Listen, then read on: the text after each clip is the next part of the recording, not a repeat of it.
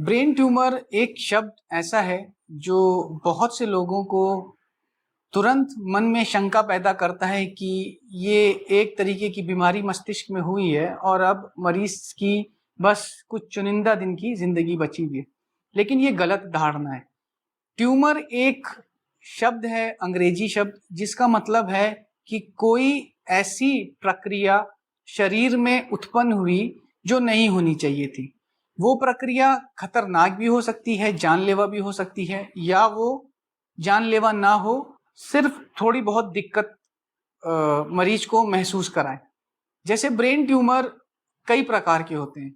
कुछ ऐसे ट्यूमर होते हैं जो जीवन भर मरीज के मस्तिष्क में रह सकते हैं, लेकिन मरीज को ज्यादा दिक्कत पता नहीं चलती, या उनका पता भी कभी इंसिडेंटल फाइंडिंग की तरह होता है, क्योंकि किसी चोट की वजह से अपना सिटी स्कैन कराने गए और उनको कोई ऐसी चीज दिखी मस्तिष्क के अंदर जिससे बाद में पता चला कि वो ट्यूमर है। तो अंग्रेजी में उसको हम लोग बेनाइन ट्यूमर बोलते हैं, जिसकी कई किस्म हैं, जैसे लो ग्रेड ग्लियोमा हो गया, या मेनिंजियोमा हो गया, या सिस्ट हो गए, डर्मोइड सिस्ट हो गए। कई प्रकार के ट्यूमर्स हैं जो कि बेनाइन होते हैं या लो श्रेणी के होते हैं, जिससे मरीज की जान जाने की कोई भी संभावना नहीं होती है। हाँ, अगर वो बहुत लंबे समय तक पड़े रहें और वो बढ़ते रहें, मस्तिष्क के ऊपर दबाव डालें, तो मरीज को सिम्टम्स आ सकते हैं। सिम्टम्स सर में दर्द होना, उल्टी होना, कई प्रकार के होते हैं। तो वो हम लोग सिटी स्कैन या एमआरआई करा के कंफर्म करते हैं। इसी प्रकार से शब्द कैंसर, कैंसर एक अंग्रेजी शब्द है जिसका मतलब होता है कि वो बहुत तेजी से फैलता हो। तो ट्यूमर एक प्रकार का कैंसर हो सकता है, लेकिन हर ट्यूमर कैंसर नहीं होते। जैसे अगर हमारा हाई ग्रेड ट्यूमर है मस्तिष्क का, जिसे हम लोग अंग्रेजी में ग्लियोब्लास्टोमा मल्टीफॉर्मे बोलते हैं, अगर वो है तो वो एक बड़ा प्रकार का ट्यूमर है जिससे मरीज की जान जाने को खतरा होता है, और उसका इलाज भी हमें जितनी जल्दी संभव वो हमें कराना चाहिए। और तो सबसे पहले मन में जितने भी हमारे दर्शक हैं ये दिमाग में रखें, हर ब्रेन ट्यूमर कैंसर नहीं होता है। कैंसर एक उस ट्यूमर का नाम दिया जाता है जो बहुत तेजी से फैलता हो, जो ग्रेड 3 या ग्रेड 4 का हो। ट्यूमर बेनाइन भी हो सकते हैं, जिसका मतलब होता है कि वो छोटे प्रकार के ट्यूमर हैं, हो सकता है जीवन भर तक उनकी सर्जरी भी ना करानी पड़े। इसमें पहला जो कारण है वो ये है कि अगर आप में कोई जीन म्यूटेट हुआ है, जिसे हम लोग जेनेटिक लेवल पे स्टडी करते हैं, जिसमें म्यूटेशन हो, जिसमें मोस्ट कॉमन हमारा ग्लियोब्लास्टोमा मल्टीफॉर्म है, और मस्तिष्क का सबसे ज्यादा ट्यूमर होने वाला ग्लियोब्लास्टोमा मल्टीफॉर्म ही है, जो ग्रेड 4 का होता है, जिसकी डायग्नोसिस के बाद मरीज की आयु भी सीमित रह जाती है। लेकिन कई प्रकार के ऐसे ट्यूमर हैं जो जन्मजात होते हैं, पैदाइशी होते हैं, लेकिन वो ज्यादा दिक्कत मरीज में नहीं करते, जिनकी खोज या डायग्नोसिस कभी कभी इंसिडेंटल हो जाती है, किसी और चीज के लिए कराने का और पता चला। लेकिन वैसे ट्यूमरों का इलाज भी जरूरी नहीं होता है, क्योंकि वो मरीज को कोई भी दिक्कत नहीं उत्पन्न कर रहे होते हैं। लेकिन अगर वो ग्लियोब्लास्टोमा मल्टीफॉर्मे है, जिसकी वजह से वो तेजी से बढ़ता है, मरीज के सर में दर्द होता है, दर्द के साथ साथ उल्टी होती है, कभी कभी इतने अत्यधिक गति से वो ट्यूमर बढ़ता है कि मरीज सडनली अनकॉन्शियस या कोमा में भी चला जाता है, जिसके लिए हम लोग को तुरंत इलाज करना होता है। फिर और क्या क्या कारण हो सकते हैं, जिस प्रकार से लोगों को पता है, जैसे सिगरेट हो गया, तंबाकू हो गया, ये शरीर के कई भाग्यों में कैंसर की उत्पत्ति करता है। तो उसमें से मस्तिष्क भी एक है।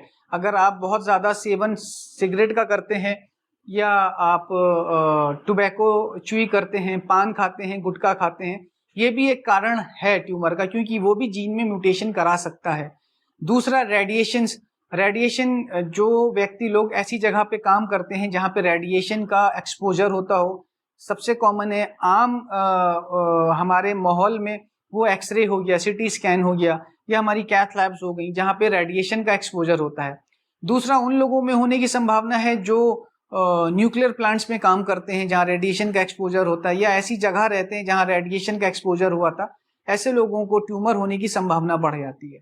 दूसरा, जो सबसे मुख्य कारण है, कि अगर कोई ऐसा ट्यूमर जो परिवार में चलता आ रहा है, तो उसकी संभावना रहती है कि वो हमारे दूसरे परिवार के व्यक्तियों में हो सकता है, लेकिन इसकी कोई गारंटी नहीं होती, बहुत से लोगों में नहीं भी होता है। ऐसी कोई हमारी स्टडी नहीं हुई है जिसमें हम ये प्रूव कर सकें कि इस पर्टिकुलर व्यक्ति को ब्रेन ट्यूमर होने का खतरा है जिसको पहले कुछ ना हो।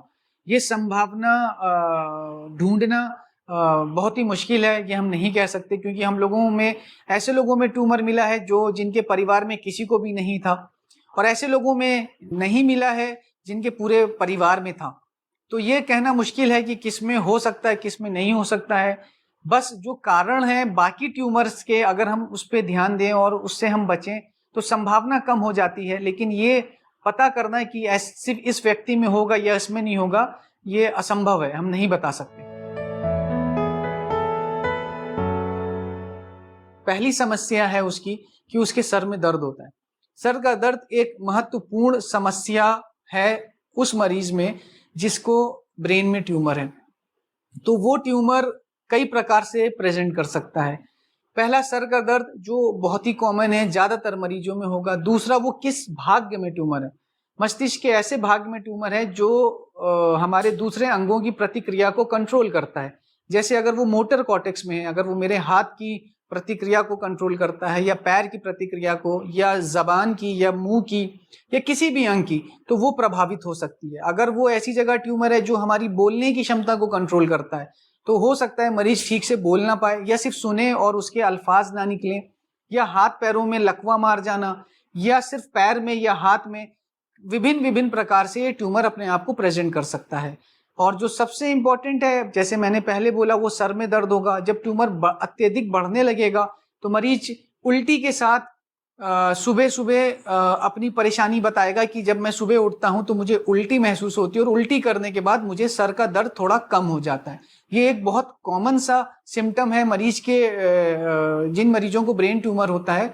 और ये एक अलार्मिंग साइन होता है। अगर किसी घर में किसी भी व्यक्ति को ऐसी संभावना है या ऐसा हो रहा है कि उल्टी महसूस हो सुबह और वो उल्टी करे, उल्टी करने के बाद सर का दर्द कम हो जाए, तो वो तुरंत डॉक्टर से संपर्क करे, क्वालिफाइड डॉक्टर से, न्यूरोसर्जन, न्यूरोलॉजिस्ट को दिखाए और उनके हिसाब से अपनी जांचें करवाए, जिसमें किसी निष्कर्ष पे पहुंच पाए और इलाज सही समय पे चालू हो जाए। ब्रेन ट्यूमर का डायग्नोसिस का जो मेन महत्वपूर्ण रोल है वो एमआरआई का है। एमआरआई करा के हम लोग ये ढूंढते हैं कि वो क्या कोई अतिरिक्त कोशिकाएं हैं जो वहां पे ग्रो कर रही हैं, जिसको हम लोग ट्यूमर या कैंसर कह सकते हैं।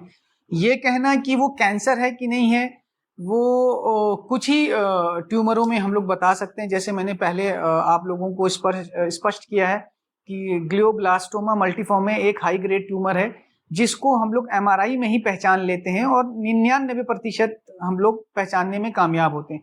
1% हम लोग उसमें गलत हो सकते हैं, जिसकी फिर full and final diagnosis biopsy से होती है।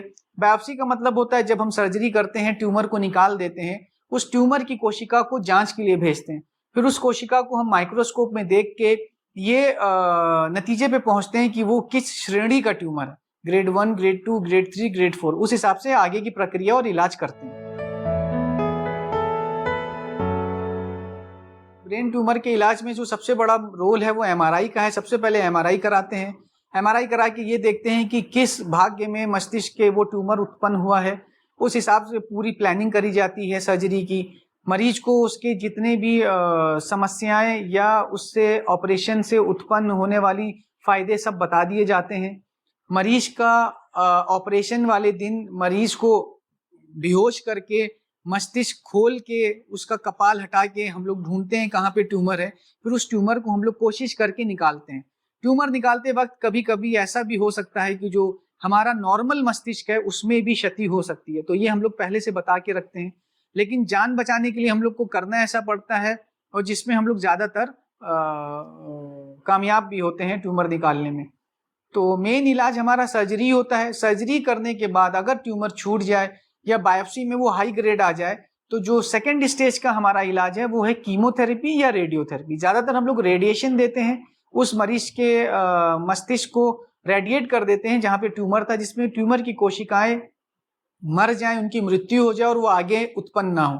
दूसरा कीमोथेरेपी दे के भी हम लोग ऐसी दवाएं शरीर में देते हैं खून के जरिए, जिससे कैंसर की सेल्स का उत्पत्ति रुक जाए या खत्म हो जाए। ब्रेन ट्यूमर से बचने का सबसे अच्छा तरीका यही है कि हम उन चीज़ों, उन पदार्थों का प्रयोग ना करें जिससे और ट्यूमर उत्पन्न होते हैं शरीर के। जैसे मैंने पहले बोला, सिगरेट हो गया, तंबाकू हो गया, कोई भी नशीला पदार्थ, या ऐसा एक्सपोजर, हम कोई ऐसी स्थिति में काम करते हैं जहाँ पे कोई पॉल्यूशन है या रेडिएशन का पॉल्यूशन है, इसको अगर हम अवॉइड करें तो हम इस चीज़ से बच सकते हैं। लेकिन ये सटीकता से कहना कि हम ये ना करें तो ट्यूमर नहीं होगा, ये गलत होगा कहना, क्योंकि ट्यूमर का जो मेजर कॉज है वो एक म्यूटेशन है। वो म्यूटेशन किसी में भी हो सकता है।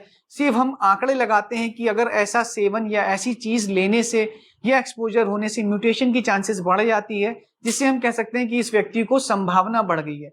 लेकिन सटीकता से हम नहीं कह सकते कि इसी व्यक्ति को होगा या इसको नहीं होगा। अगर किसी मरीज को ट्यूमर डायग्नोस होता है तो उसको घबराना नहीं चाहिए। उसको अपने नज़दीकी अस्पताल या जहाँ पे क्वालिफाइड डॉक्टर हैं जो इसका इलाज करते हैं, जो यूजुअली न्यूरोसर्जन हैं जो इसका इलाज करते हैं, उनको दिखाना चाहिए। उनसे समझना चाहिए कि उसकी प्रोग्नोसिस क्या होगी, क्या वो ट्यूमर बढ़ने वाला है कि वो रुका रहेगा, कोई समस्या नहीं करेगा। उसके हिसाब से वो अपनी पूरी प्लानिंग करके उसका इलाज कराए। और मैं दर्शकों को ये भी बताना चाहूँगा, इसमें परेशानी की बात नहीं है। आप मान के चलिए 100 में से 80 ऐसे ब्रेन ट्यूमर हैं जिनका इलाज संभव है और मरीज पूरी जिंदगी ढंग से अपनी जीवन को जी सकता है।